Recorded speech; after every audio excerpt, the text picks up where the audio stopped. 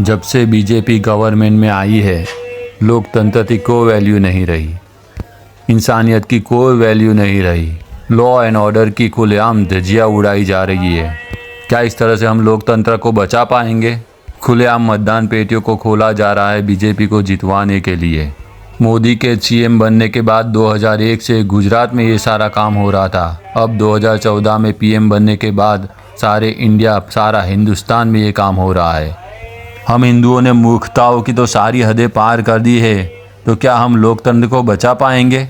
मुसलमानों की नफरत में क्या हम इतने अंधे हो चुके हैं कि हम कुछ भी नहीं देख पा रहे? सच, झूठ, सही, गलत, किसी का भी हमें फ़र्क नहीं पड़ता।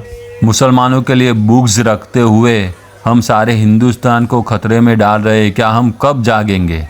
हम हिंदुओं को ये कदम उठाना पड़ेगा, बीजेपी को रोकना पड़ेगा, वरना ये हिंदू सारे ख़त्म हो जाएंगे। मुसलमान तो वैसे भी कहीं भी किसी भी जगह पर कुछ नहीं बोलते, एक्सेप्ट उनके इस्लाम के रिलेटेड कुछ हो तभी वो लोग कुछ बोलते हैं, वरना तो वो किसी बारे में कुछ बुरा नहीं बोलते। तो हम हिंदू कब तक जागेंगे? कब तक हम मूर्ख बनते रहेंगे? मूर्खता की वैसे तो सारी हदें हमने पार कर दी है, कब तक हम और मूर्ख बनते रहेंगे? जागो हिंदुओं, जागो। हम हिंदू इतने पढ़े लिखे होने के बावजूद इन भाजपाइयों ने हमें गायों का मूत पिलाया, गायों का घू खिलवाया। क्या हम पढ़े लिखे होने के बावजूद सिर्फ मूत और घू खाने पीने के लायक है? इन लोगों ने हमें मुसलमानों के खिलाफ उकसाया और नफ़रतें फैलाई और मंदिर दिया। क्या हमें सिर्फ गाय का घू, मूत, मंदिर और नफ़रत फैलाने के लिए रखा है?